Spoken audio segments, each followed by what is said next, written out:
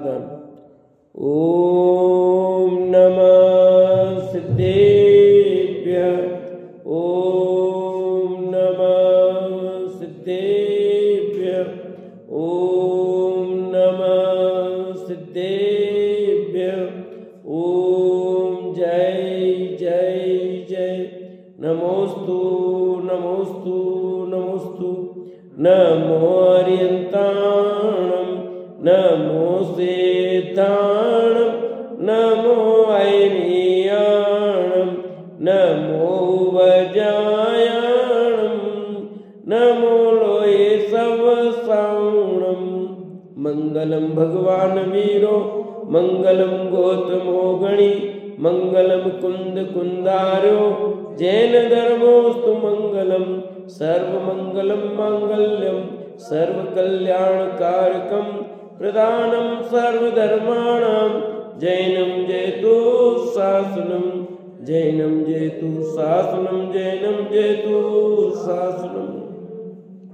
त्युवणतिलियम देवं वंदिता त्युवणिंद परी पूज्यं वोचम अणुपेयाओ भवे जनानंद जननियो। जम जस जम्मि देशे जेन विहाणेन जम्मि कालम्मि नादं जिनेन नियदं जम्मं वाहु मरणं वा तमतस्य तम्मि देशे तेन विहाणेन तम्मि कालम्मि। जो सक दिवारेदु इंदो वात जिनिंदो वा एवं जो निश्चेदो जान दिदवाणी सवपजाय सो सदिष्टि शुद्धो जो संकदि सोमी कुदिठी। बुरी जिनवाणी मात की जो बुरी सती मात की जो। कार्तिक के अनुप्रेक्षा नाम का ग्रंथ कार्तिक के स्वामी विरचित और धर्मानुप्रेक्षा भावना अपनी चल रही है और श्रावक की व्रतों की चर्चा पूर्ण हुई। अब यहाँ पर मुनि धर्म का व्याख्यान करते हैं, ऐसा यहाँ पर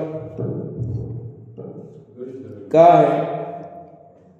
और अब गाथा नंबर 392 पेज नंबर 178 पर और आगे बात इतनी कही है पर 10 धर्मों की चर्चा की, बहुत अच्छी है। 10 लक्षण की चर्चा। अभी कोई पर्व चल रहा है? कौन सा पर्व चल रहा है? 10 लक्षण पर्व चल रहा है, 16 कारण चल रहे हैं। तो ये 10 लक्षण पर्व की चर्चा आ गई, समझो। कल से चालू हो गए थे ना, परसों से सॉरी परसों से 10 लक्षण पर्व प्रारंभ हो गए। माघ सुदी 5 से 14 तक चलेंगे, पर कौन याद रखता है? तो ये 10 लक्षण की चर्चा यहाँ आ रही है। अब मुनि धर्म का व्याख्यान करते हैं।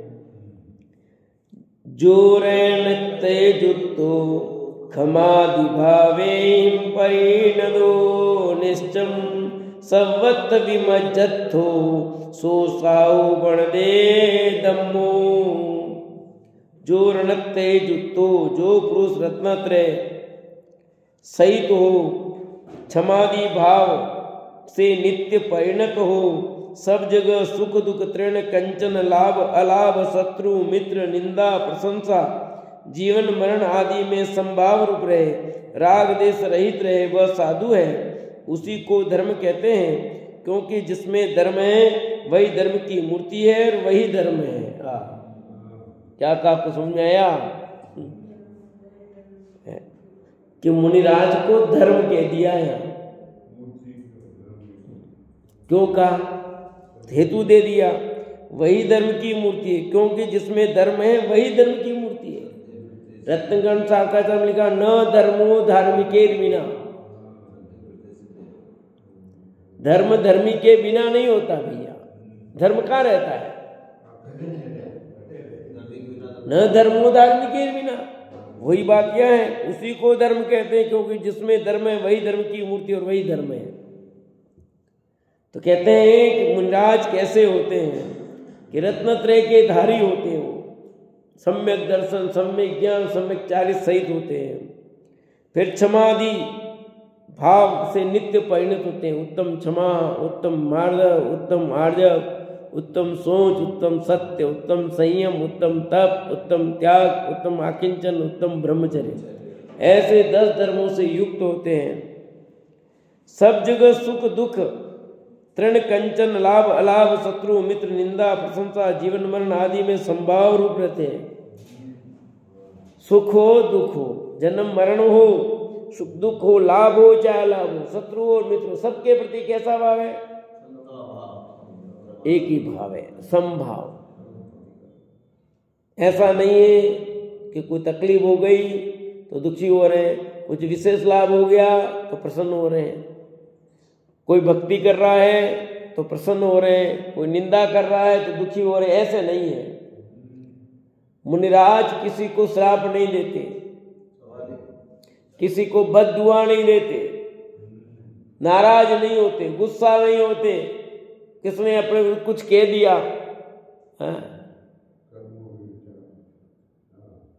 संभाव, जिसने अपने विरुद्ध कहा उसके प्रति भी संभाव, और जिसने समर्थन में कहा हाँ मैं हाँ भरी उसके प्रति भी संभाव।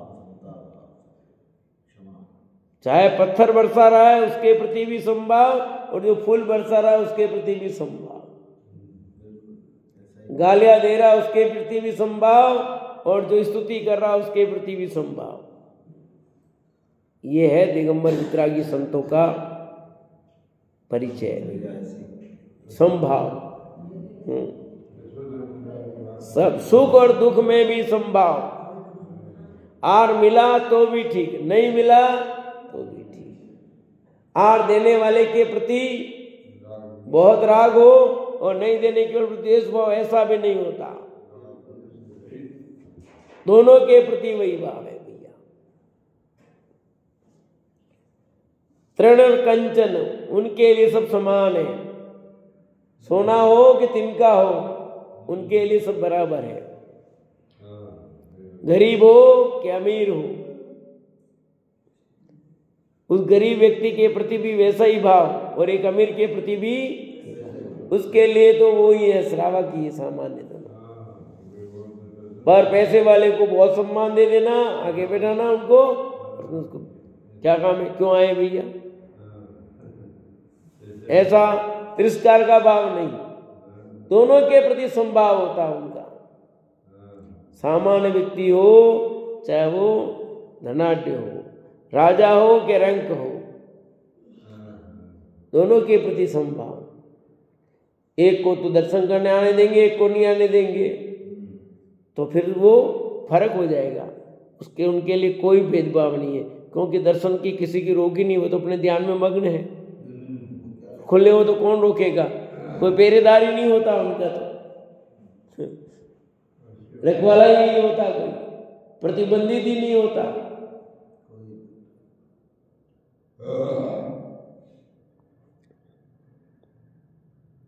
लाभ अलाभ, लाभ हो रहा है तो भी, नहीं हो रहा है तो भी संभाव। शत्रु हो चाहे मित्र हो, गले में सर्प डाला उसके प्रति भी वही भाव था, और उतारने वाले के प्रति भी वही भाव था। कोई भाव में फर्क नहीं भैया। निंदा करे कि प्रशंसा करे, दोनों के प्रति संभाव। निंदा करे तो गालियां दो, प्रशंसा करे नाम बढ़ाओ, ऐसा नहीं करते दिगंबर वितरागी संतो भैया। उनकी बात में बैठा था, वो कहते अरे अब ये क्या कर आपके ऊपर निंदा की, सब डाला हो गया, ये निंदा की, दोनों को एक समान कैसा आशीर्वाद दे। जीवन मरण दोनों में एक जैसा भाव। मरण है तो तैयार है, जीना है तो तैयार है। जैसा हो रहा है कोई दिक्कत नहीं है, जब तक जीना है जिएंगे, मरण आ जाए तो तैयार है, कोई दिक्कत नहीं। राग देश रहित हैं, संभाव सहित हैं, और राग देश ना काऊ सो दोस्ती, ना काऊ सो ऐसे परिणाम होते हैं। कबीरा खड़ा बाजार में सबकी मांगे, हे ना काऊ सो दोस्ती ना काऊ सो। तो वितरागी संत तो किसी से दोस्ती भी नहीं रखते और किसी से बैर भी नहीं रखते। अगला बैर रखे तो वो जाने, उनका बैर किसी से नहीं। वह साधु है, उसी को धर्म कहते हैं भैया। वे मुनिराज धर्म है, ऐसे मुनिराज धर्म है। क्यों कि जिसमें धर्म है वही धर्म की मूर्ति है। वे धर्म की मूर्ति है ना, इसलिए उसको धर्म कह दिया। याद लिखा ना, चलते फिरते सिद्धों से गुरु चरणों में शीश झुकाते हैं, हम चले आपके कदमों पर नित्य यही भावना। चलते फिरते सिद्ध कह दिया वितरागी संतों को, मुनिराजों को। धर्म तो कहा है, धर्म की मूर्ति उन्हें धर्म कह दिया भैया। मुनिराज स्वयं धर्म है, अलग क्या धर्म कहना, वही धर्म है। भावार्थ में लिखा, यहाँ रत्नत्रय से 13 प्रकार का है। सो मुनि का धर्म महाव्रत आदि है, उसका वर्णन करना चाहिए, परंतु यहाँ 10 प्रकार के धर्म का विशेष वर्णन है, उसी में महाव्रत आदि का वर्णन गर्भित जानना चाहिए। यद्यपि मुनिराज का तो 13 प्रकार का चारित्र है, वो वर्णन करना चाहिए, पर आचार्य ने वो नहीं करके यहाँ 10 प्रकार के धर्मों की चर्चा कर दी, क्योंकि उनके दिमाग में वो घूम रहा था। और रस लक्षण पर्व चल रहे हैं भी, तो देखो ये बात आएगी क्या से, नहीं आएगी। अब 10 प्रकार के धर्म का वर्णन करते हैं, ठीक है। 10 प्रकार के धर्मों की चर्चा प्रारंभ करते हैं। आज कौन सा दिन है? तीसरा दिन नहीं, उत्तम आर्जव धर्म का दिन है, ठीक है। अभी यहाँ 10 प्रकार के धर्म का वर्णन प्रारंभ करते हैं। सोचे वदह प्यारो खमा दिभावेम सुख सारेम ते पुण बणिज माणा मुनियव्वा परम भक्तिय। वह मुनि धर्म क्षमादि भावों से 10 प्रकार का है। कैसा? शोक के सार का ये सुख इससे होता है या सुख इसमें है, अथवा सुख से सार है प्रसिद्ध है, ऐसा है। वह 10 प्रकार का धर्म भक्ति से जानने योग्य है। किससे जानने योग्य? भक्ति से।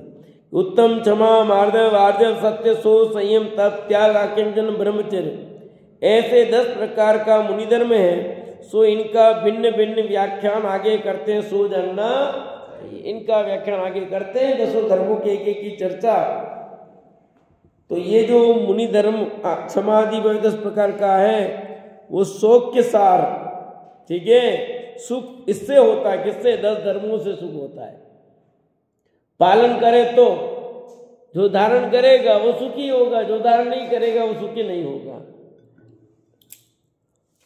10 धर्म मनाने से नहीं, हम मना रहे हैं जिस रूप में नहीं, इसको मनाना नहीं कहते। अभी आया था ना प्रवचन में गुरुदेव का, सन्यास किसका नाम, किसका नाम आया था? सन्यास कि ममत्व भाव अंदर से टूटे, उसका नाम सन्यास है। पर के प्रति जो ममत्व भाव अंदर से टूटे तो सन्यास है। ममत्व नहीं टूटा तो काहे का सन्यास? ऐसे ही यहां पर भी अपन कितने वर्षों से 10 लक्षण पर्व मना रहे हैं। हाँ, जब अपनी अपनी समझ में आई जिसको, बाकी तो चल रहे हैं। तो आप मना रहे हो, पर सचमुच मना रहे हो कि बना रहे हो? 10 लक्षण धर्मों को बना रहे हो कि मना रहे हो, ये बताओ। अपन बना रहे हैं, मना नहीं रहे हैं सचमुच। मनाए तो तब अपने जीवन में परिवर्तन आए, तो रत्नत्रय की प्राप्ति हो तो होता है। इसलिए लिखा मुनिराज तो धर्म है, क्योंकि वे मनाते हैं, उनके जीवन में वो चीज दिखती है। अपने जीवन में वो अपनाया ही नहीं अपन ने, तो बस हम चर्चा कर लेते हैं, पूजन कर लेंगे, उस दिन उसकी पूजन कर ली, अर्घ्य चढ़ा दिए, और स्वाध्याय सुबह शाम और सुन लो भाई, रोज सुनते हो, दोनों टाइम सुन लिए, जो नहीं आते हम और आ जाएंगे, ठीक है। एक पूजा की 2-4 पूजा कर ली, हो गया काम, 10 लक्षण हो गया, और एक टाइम भोजन कर लिया, नहीं 2 टाइम कर लिया।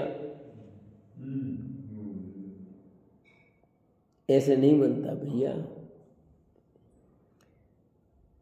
अब पहले उत्तम क्षमा धर्म को कहते हैं।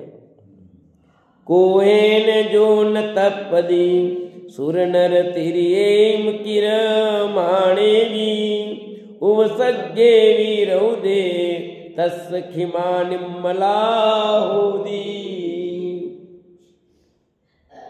जो मुनि देव मनुष्य त्रियंच आदि के रौद्र उपसर्ग करने पर भी क्रोध से तप्तामान नहीं होता है, उस मुनि के निर्मल क्षमा होती है। किन मुनिराजों के निर्मल क्षमा होती है कि जो मुनि देव मनुष्य त्रियंच आदि के रौद्र उपसर्ग करने पर भी, देव करो, मनुष्य करो, त्रियंच करो, नारकी तो कर नहीं सकते, इसलिए नारकी का नहीं लिखा यहाँ, यदि लिख देते वो भी होता तो। पर देव कर सकते हैं उपसर्ग, मनुष्य कर सकते हैं, त्रियंच भी, त्रियंच अजान रूप से भी कर सकते हैं, न जान करके भी कर सकते हैं, दोनों बातें हो सकती है। कई अज्ञानतावश होता है और कई बुद्धिपूर्वक होता है। बुद्धिपूर्वक ने पूर्वों का ज्ञान आ गया, सियानी का आ रही है, जातिस्मरण ज्ञान हो गया इसको। वैसे तो कोई भी कहीं के बेर हो तो ही करेगा, फिर भी। और प्राकृतिक उपसर्ग भी ला सकते हैं, भूकंप आ गया, बाढ़ आ जाए, ऐसे उपसर्ग भी आते हैं प्राकृतिक, जो इसमें नहीं लिखा पर है। प्राकृतिक उपसर्ग भी आते हैं कई बार, उनको भी सहज रूप से। जंगल में बैठे हैं, आग लग गई, लग सकती कि नहीं लग सकती, पर यहां भी रौद्र रूप की बात आई, इसलिए 3 चीज लिखी। देव मनुष्य त्रियंच आदि से रौद्र उपसर्ग करने पर भी क्रोध से तप्तामान नहीं होती, क्योंकि क्रोध किन पे करेंगे, इन पे ही करेंगे ना। त्रियंच करे तो, देव करे तो, मनुष्य करे तो, इन पे तो रौद्र कर सकते हैं, पर अब वो मुनिराज नहीं करेंगे उन पे। पार्श्वनाथ पर पत्थर बरसाए, देवकृत उपसर्ग था कि नहीं था। अंकपनाचार्य पर आग लगाई, मनुष्यकृत उपसर्ग था। और सियालनी ने खाया, त्रियंचकृत उपसर्ग था। तो चाहे देवकृत हो, चाहे मनुष्यकृत हो, चाहे वो पशुकृत हो या त्रियंचकृत हो, तीनों ही अवस्था में वे क्या करते हैं, क्षमा भाव। क्षमा भाव, कोई क्षमा भाव मतलब किसी के प्रति कुछ राग नहीं और कुछ देश नहीं, जा तुझे माफ किया, ऐसा नहीं, इसका नाम क्षमा भाव नहीं करे। कोई विकल्प नहीं, जो करना कर भैया। यहाँ बहुत सारे उदाहरण दिए नीचे उपसर्ग के, जैसे श्री दत्त मुनि वेंतर देवकृत उपसर्ग को जीत केवल ज्ञान प्राप्त कर मोक्ष गए। बहुत सारे उपसर्गों के उदाहरण यहाँ दिए हैं भावार्थ में, कि श्री दत्त नाम के मुनिराज हुए, जिन पर वेंतर ने उपसर्ग किया था, देवकृत उपसर्ग हो गए, और अब उन्होंने अपने उपयोग को ऐसा लगाया अंदर में कि केवल ज्ञान ले गए। और ऐसा तो बहुत उदाहरण है, पुराण में है कि नहीं पढ़े अपन। मेरा मन कर रहा है कि अब 1 घंटे का प्रवचन वापस चालू कर देना चाहिए, 15 मिनट प्रथमानुयोग का चालू कर देना चाहिए वापस, क्योंकि अपन ने गुरुदेव का चलाया आधा घंटा, पौन घंटा, इधर 1.25 घंटा हो जाता है ऐसा करके, पर इसमें विशेष रुचि नहीं ले रहे, फिर इधर वापस चालू करना पड़े। किया इसीलिए था अपन ने, पर मुझे कोई फल उसका मिल नहीं रहा है। पौन घंटा मैंने कर दिया 1 घंटे का प्रवचन, पर फल ज्यादा मिल नहीं रहा उसमें, क्योंकि आधा घंटा वैसे ही काट ले तो प्रवचन ही मेरा तो पूरा होता, पर आप लोगों के आधा घंटा ही प्रवचन सुनने का पूरा नहीं होता है।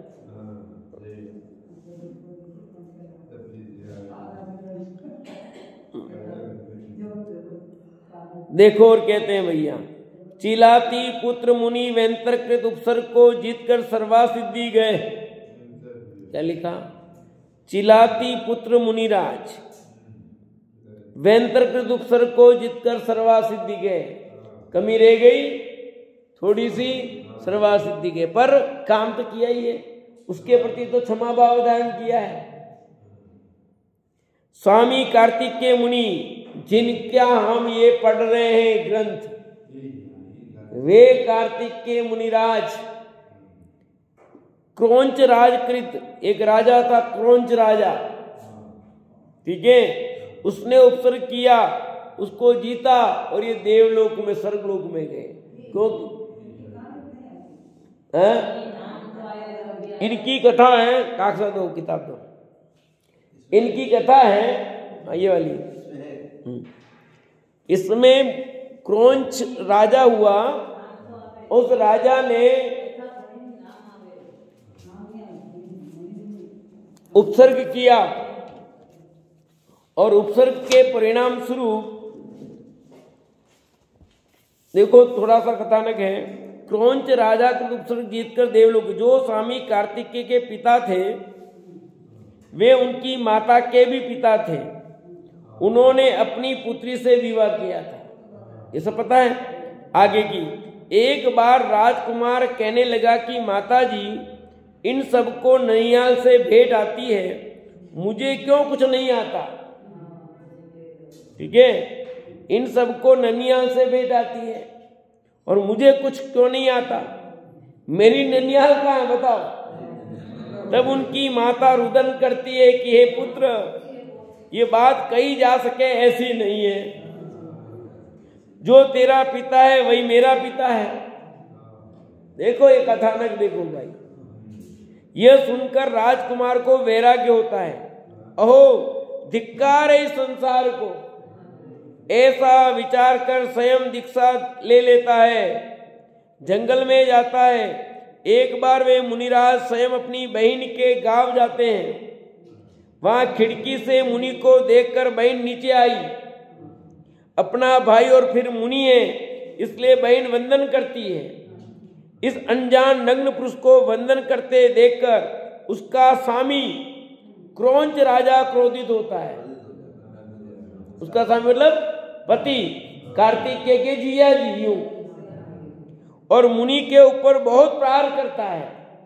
तब मुनि की मां जो मरकर वैंतर हुई थी, वह आकर मुनि को वहां से ले जाती है। जो मां उसकी मरी वैंतर हुई, मुनि समाधि मरण करके हाँ देवलोक में जाते हैं। यह मुनि 2000 वर्ष पहले हो गए, पहले 2200 वर्ष आया है। क्षमा की मूर्ति थे, क्रोध का अंश नहीं था, साधक दशा में थे, शुद्धि की वृद्धि करते थे। आया कथानक समझ में?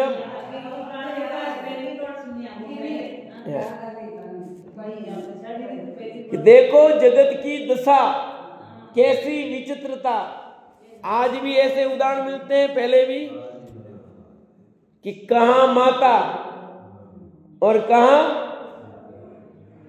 पिता ही क्या बन गया, स्वामी बन गया। वही पिता है और वही उसका पति है। यानी बेटी शादी करी, बेटी तैयार हुई, शादी करी, वो तो पूछने नहीं गया मैं तो। अब ऐसा जो कुछ भी होना, अभी आया था ना, पहले बताया था भाई बहन ने शादी कर ली दोनों ने। अरे यहाँ उदयपुर की घटना बता रहा हूं मैं तो आपको। भाई बहन ने शादी कर दी और समाज की चर्चा उदयपुर की तो नहीं है, पर यूं उदयपुर के, पर अब उदयपुर में नहीं रहते हैं, पर हैं तो सगी बहन सगे भाई अहमदाबाद में रहते हैं अभी।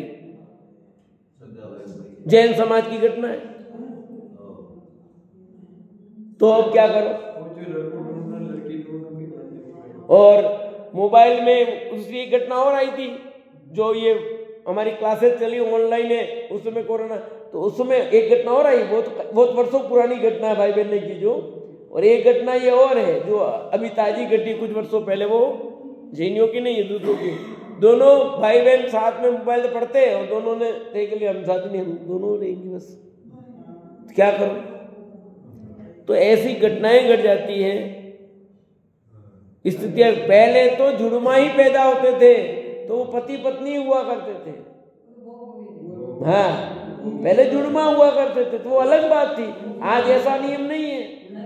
सामाजिक व्यवस्था है, सामाजिक व्यवस्था जैसी समाज में वैसे करना चाहिए। देखो वो प्राकृतिक व्यवस्था थी उनके हिसाब और ये तो सुव्यवस्थित व्यवस्था है। ये भी सामाजिक व्यवस्था के साथ में वैज्ञानिक व्यवस्था है। ये वैज्ञानिक है। चलिए अपन उस बात में फिर उलझ जाएंगे।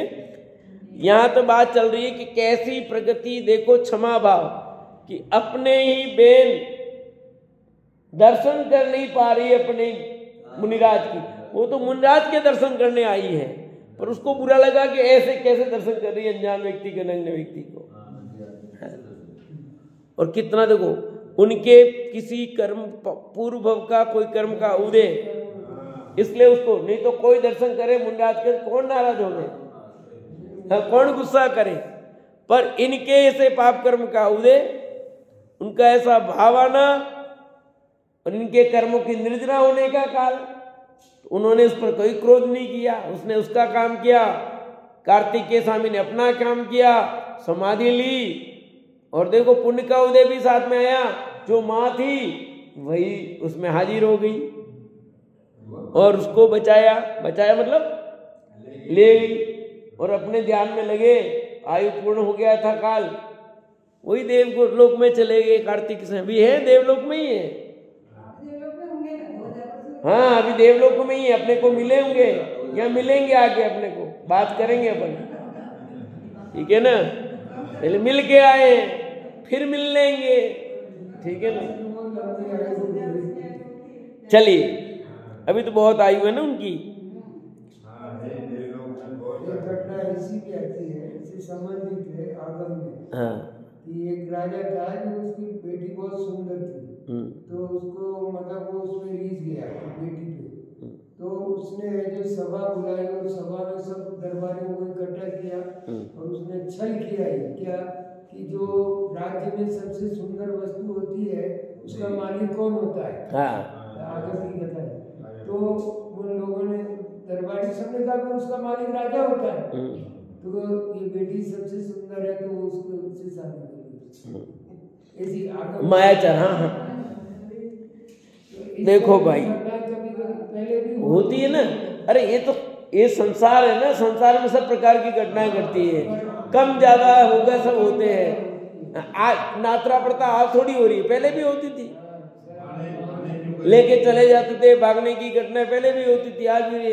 अभी ये अखबार कई चीजें हो गई, मोबाइल तो फटाफट घटनाएं मालूम पड़ जाती है, नहीं तो आपको मालूम नहीं होती है। मरते पहले भी लोग खूब थे, अभी भी मर रहे हैं। बस ठीक है, घटनाएं क्रम कम ज्यादा होता रहता है, उतार चढ़ाव आता रहता है। फिर कहते हैं गुरुदत्त मुनि कपिल ब्राह्मण कृत उपसर्ग जीत कर मोक्ष गए। गुरुदत्त मुनि कपिल की कथा, ब्राह्मण कृत उपसर्ग किया और मोक्ष चले गए। वो श्री धन्य मुनि चक्रराज कृत उपसर्ग को जीतकर केवल ज्ञान प्राप्त किया। 500 मुनि दंडक राजा कृत उपसर्ग जीतकर सिद्ध हुए। सुनिए सब कथाएं आपने। राजकुमार मुनि ने पांशुल श्रेष्ठी कृत उपसर्ग जीतकर सिद्धि पाई। चाणक्य आदि 500 मुनि मंत्री कृत उपसर्ग जीतकर मोक्ष गए। ये सब क्रोध नहीं किया, उसके उदाहरण दे रहे हैं। अब एक एक कथा कहेंगे तो पूरा साल लगेगा, तो कितने सारे उपसर्गों की कहानी कहने में एक एक घंटा आधा घंटा भी लेते हैं। तो ऐसे सारे उपसर्गों की कहानियां कितनी भरी पड़ी है, इसलिए पुराण चलाने की बात कही मैंने। सुकुमाल मुनि स्याली कृत उपसर्ग सहकर देव हुए। चाणक्य आदि 500 मुनि मंत्री कृत उपसर्ग जीतकर मोक्ष गए। श्रेष्ठी के 22 पुत्र नदी के प्रवाह में पद्मासन सुख ध्यान से मरकर देव हुए। सुकौशल मुनि व्याघ्रीकृत स्वर्ग जीतकर सर्वासिद्धि गए और श्री पणिक मुनि जल का उपसर्ग सहकर मोक्ष गए। बोलो, तो ये सब उदाहरण किसके दिए आपको? देवकृत, मनुष्यकृत और पशुकृत ने दिए। और प्राकृतिक भी आ गया, मैंने कहा ना प्राकृतिक उपसर्ग, वो भी उदाहरण आ गया यहाँ पर। लास्ट में देखो, श्री पणिक मुनि जल का उपसर्ग से गर्म हो गए, ये प्राकृतिक आ गया। भाई रास्ता पार कर रहे हो, एकदम अचानक पानी आ गया, ऐसा हुआ है? हाँ, ध्यान करने बैठे हैं या पार भी कर रहे हैं और अचानक भाव तेज हल्का पानी हो और पानी आ जाए, तो कई मनुष्य ऐसे मर गया भी, हुआ ऐसा। इस तरह देव, मनुष्य, पशु अचेतन कृत उपसर्ग से, देखो अचेतन कृत उपसर्ग से, और क्रोध नहीं किया, उनके उत्तम क्षमा हुई है। अपने को तो कितना गुस्सा आता है, अपनी बात नहीं माने तो गुस्सा, लड़का नहीं माने तो गुस्सा, लड़की नहीं माने तो गुस्सा, पत्नी नहीं माने तो गुस्सा, पत्नी पति नहीं माने तो गुस्सा। छोटे छोटे बच्चे देखो, वार नहीं लगा, कितना गुस्सा आती है, मतलब छोटे बच्चा उसको भी आता गुस्सा, उसकी बात नहीं मानो, देखो उसको कि बाहर जाना नहीं ले जाओ। कहाँ से आए हो नहीं पता लगता है, कहाँ जाना है सब पता लगता है भैया। उस समय क्रोध का निमित्त आवे तो ऐसा चिंतन करे कि, मैंने जो लेख लिखा था कौन सा, और प्रवचन भी किया है मैंने, एक तो यहाँ ही किया था, एक शाश्वत धाम में भी किया था, याद है किसी को? हाँ, घटती सहन शक्ति, बढ़ती, क्या नाम रखा? बस, घटती सहन शक्ति, बढ़ती नहीं, घट रही सहन शक्ति तो बढ़ती, बढ़ता तनाव, बढ़ता टेंशन, ठीक है। तो आपके उस सब का समाधान उसमें तो दिया ही है, यहाँ उसका और उत्तर बहुत सारा है, जो अपन ने रत्नगण शाखाचार में पढ़ा है, 10 लक्षण में सब पढ़ते ही हैं, यहाँ वो सब चीज को और 10 लक्षण की पूजन में पूरा दिया ही है, वो इस सबको और यहाँ पर दिया। देखो, तब उत्तम क्षमा, उस समय क्रोध का निमित्त आवे तो ऐसा चिंतन करे कि जो कोई मेरे दोष कहता है, सुनना ध्यान से सभी, वे मेरे में विद्यमान है तो क्या मिथ्या कहता है। यदि किसने को मुझे चोर कहा और मैं चोरी की है मैंने, और मुझे चोर कहा, तो अब उसे मुझ पर गुस्सा नहीं आना चाहिए, क्योंकि मेरा दोष है ना, सही कहा। पर अपने को ऐसा कहे संभव नहीं। ऐसा विचार कर क्षमा करना भैया। मान लो आपने कुछ गलत हो गया आपसे और आपको उसने कह दिया, तो अपने गुस्सा आता है, तुम मेरे को टोक रहे हो, ये लो, है? हर समय टोकते ही रहते हो गया काम खत्म। तो कहते कि भाई गलती थी तो कहा ना, अपने को गुस्सा नहीं करना। फिर और करो, वह मेरे विद्यमान है तो ये क्या मिथ्या कहता है, ऐसा विचार कर क्षमा करना। यदि मेरे में दोष नहीं है तो ये बिना जाने कहता है, इसलिए अज्ञानी पर कैसा क्रोध। लो कैसा तर्क दिया है, मेरे में दोष नहीं फिर भी कहता है, फिर तो गुस्सा आएगा ना। तो ये कैसा उल्टा किया है, यदि मेरे में दोष नहीं है तो बिना जाने कहता, अज्ञानी बेचारा इसको कह दिया, क्या करे। सही घटना बताता हूँ, गुलाबाग की घटना है। वहां मैं साइकिल चला रहा था, बहुत वर्षों पुरानी बात, उधर ही था तब। एक आदमी ठकरा गया, तो बोले दारूडिया, मेरे को बोला, मुझे आया पड़ता। फिर मैंने कहा बेचारा इसको क्या पता मैं जेन्यू दारू नहीं पीता हूँ। पहले एकदम झटका लगा, फिर मैंने एकदम संभला। बेचारा का एक अपन साइकिल चला रहा, इसको लगी तो है, टच तो हुई है साइकिल, लगी कुछ नहीं, टच हो गई। अंधा है क्या, दारूडिया कहेगा। तो मेरे को पहले बहुत हुआ एकदम अंदर, फिर तत्काल संभला कि बेचारा ठीक तो कह रहा है, इसको क्या पता मैं जेन्यू दारू नहीं पीता हूँ, ये तो वही समझेगा ना। तो उसका कोई दोष नहीं, अज्ञानी है ना, उसको क्या दोष बेचारे, वो जानता ही नहीं तुम क्या हो। ऐसे ही भैया, उसको क्या पता तुमने ऐसी गलती की नहीं की है। ये मेरे दोष नहीं है सो बिना जाने कहता है, इसलिए अज्ञानी पर कैसा क्रोध करना। तो क्रोध नहीं, खत्म करो भैया। यह ऐसा विचार कर क्षमा करना, पर ऐसा तो नहीं हो सकता है। ऐसे कैसे होता है? हमारा बिना कोई भी कहता रहता है, ये तो जब हमको चोर बना रहा, हमने चोरी नहीं की तब भी चोर कहता है, हमने जैसा काम ही नहीं किया फिर भी कहता है, फिर तो गुस्सा आएगा। ये कहते नहीं, अज्ञानी, उसको पता ही नहीं है ना। अज्ञानी के बाल स्वभाव चिंतन करना कि बालक तो प्रत्यक्ष भी कहता है, ये तो परोक्ष ही कहता है, यही अच्छा है। अज्ञानी के बाल स्वभाव चिंतन करना, अज्ञानी बाल स्वभाव जैसा है, बालक तो प्रत्यक्ष कहता है, अपन ने उसको चोर का वो चोर कहता है, तू कहता है वो तू कहता है, इन्हें प्रत्यक्ष कहता है, मारता है, अपन मारते वापस मारता है कि नहीं करता है, तो वो प्रत्यक्ष करता है, ये तो परोक्ष का तेरी निंदा की है ना। यही अच्छा है। यदि प्रत्यक्ष भी कुवचन कहे तो ये विचार करे कि अब सामने भी कहे तो बालक तो ताड़न भी करता है, ये तो कुवचन ही कहता, मारता नहीं, ये अच्छा है। बच्चा तो मार भी देता तो हंसी निकालते हैं, बच्चा कुछ कहता, अपन तू कहता, तू करता है, अपने एक्शन करता बच्चा तो अपन हंसी निकाल रहे हैं, हे कर रहे हैं, और दूसरा अपना एक्शन कर दे तो वो आ रही है ना इसकी नानी के एक्शन में, ओ चला गया तो वो बराबर एक्शन करती यूं, तो सब हंस रहे हम हैं। मेरे एक्शन करती सुबह ओम करता हूँ मैं, तो वो करता हूँ ना व्यायाम, तो मेरी नकल करती है वो, तो अपन क्या करते हैं, हंसते हैं। और दूसरा कोई करे तो वो बालक समझो उसको भी। यदि ताड़न करे तो यह विचार करे कि बालक अज्ञानी तो प्राणघात भी करता है, यह तो ताड़ता ही है, प्राणघात तो नहीं करता है, यही अच्छा है। यदि प्राणघात करे तो ये विचार करे कि अज्ञानी तो धर्म का भी विध्वंस करता है, यह तो प्राणघात ही करता है। देखो भैया, गरते निकारे तन विदारे वीर तान धरे, धर्म का विध्वंस तो नहीं करता है।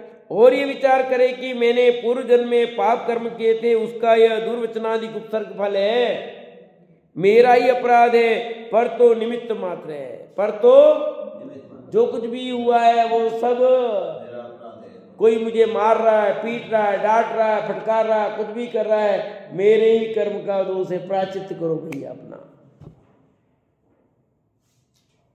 क्या करें, क्षमा बड़न को चाहिए, छोटों को उत्पाद, छोटे उत्पाद करे, ऐसा नहीं चलेगा भैया। उसको भी क्षमा भाव धारण करने का भावना चाहिए सबके लिए। क्षमा वीरस्य भूषणम का भैया, क्षमा वीरों का आभूषण है। हमारे अंदर क्षमा भाव आना चाहिए।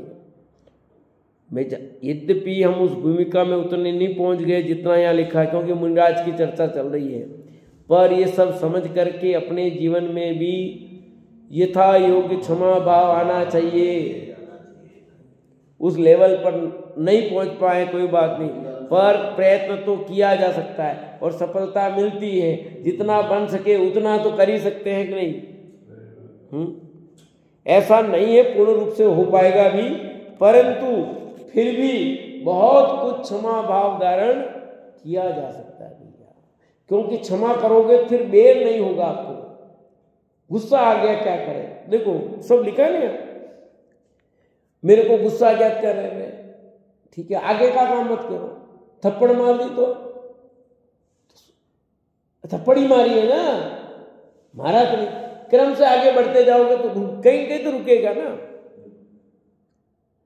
एक जगह आकर के अपने को स्टॉप तो करना पड़ेगा, नहीं तो आपस में ही हम भिड़ते रहेंगे, अपनी कसाई बढ़ती रह जाएगी और हमारा संसार बढ़ता रहेगा। संसार को घटाने का उपाय क्षमा भाव है भैया, और जब तक अंदर में क्षमा भाव धारण नहीं होगा तब तक कसाई बढ़ेगी, बेरवा बढ़ेगा, संसार बढ़ेगा। संसार को क्षमा करना है, संसार घटाना है तो क्षमा भाव धारण करना पड़ेगा आपको। ये 10 धर्म सचमुच संसार का अभाव करने वाले हैं, संसार को समाप्त करने के लिए है। संसार में नहीं रहना चाहते हो तो, और जिसको संसार से थकान लगी हो उसको इधर रुचि लगती है भैया। जिसको संसार से थकान नहीं लगी है वो तो फिर वही 50 चीज़ों में लगेंगे भैया। अभी हमें संसार से थकान लगी नहीं है, हमें मोक्ष की गरज हुई नहीं है, हमें अपने आत्म कल्याण के अंदर में गरज हुई नहीं है। जिसको इसकी गरज लग जाए वो कितने भी काम छोड़ करके इधर आएगा भैया, कितने भी कुछ भी हो। पहला अपना ये मत पूर्ण है, समझे नहीं। सांस लिए बगैर काम चल सकता है क्या? बराबर ऐसे ये भी हमारे श्वास में ये चीज होनी चाहिए भैया। आया कि नहीं है? नहीं तो कुछ देर नहीं लगेगी भैया, तो विचार करो।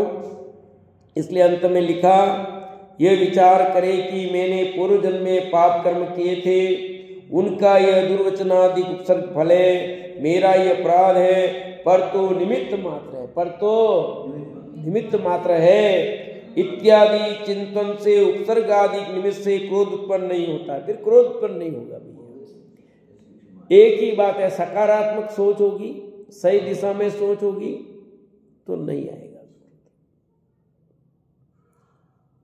निमित्त तो 50 बनते हैं भैया, तब उत्तम क्षमा धर्म होता। उत्तम क्षमा धर्म तब होगा, और जितनी जितनी भूमिका बढ़ेगी उतना उतना क्षमा धर्म बढ़ता जाएगा भैया।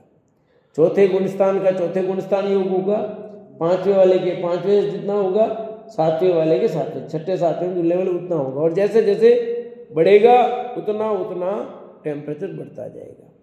पर हम तो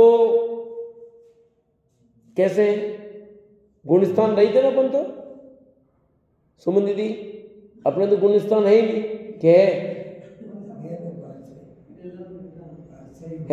आप गुणस्थान रहित होते सिद्ध होते, समझे है कि नहीं? अपन पहले मिथ्यात्व गुणस्थान में जो है, उन मिथ्यात्व गुणस्थान सहित जीवों के भी क्षमा भाव लाने की जरूरत है। क्योंकि संवेदन कैसे प्राप्त करोगी बता? अंदर में मिथ्यात्व का गलन नहीं होगा तो कार्य कैसे होगा? तो हमें क्षमा भाव धारण करना ही है कि जब संवेदनशील होगा तब तो वैसे होगा, पहले से सब शुरुआत होती है भैया। कब होगा फिर? किसमें होगा? पैदा किसमें होगा? बीज बोओगे तो उत्पन्न होंगे, फिर उस पर फल लगेंगे। तुम कहोगे जब लगेंगे फल तब खा लेंगे, पर बीज ही नहीं बो रहा कैसे खा लेगा बता ना? जमीन में बीज तो डालना पड़ेगा कि जब भुट्टे लगेंगे कब? मक्की तो बोई नहीं है, पौधा उगा ही नहीं है, मादरे आई ही नहीं है, कहाँ से भुट्टे खा लोगे? तो आप ये सब हमारी इस भूमिका में कार्य करने योग्य है। इसलिए जिनवाणी में सब उपदेश है। जिनके कार्य हो गया उनको उपदेश देने की क्या जरूरत है? जिन मुंडाजों की चर्चा है उनके जो काम हो गया तो उनको तो उपदेश की जरूरत नहीं है, ये उपदेश तो अपने लिए है। तो हम अपना कार्य क्षमा रूप करें। इस साथ अपनी बात को विराम देते हैं।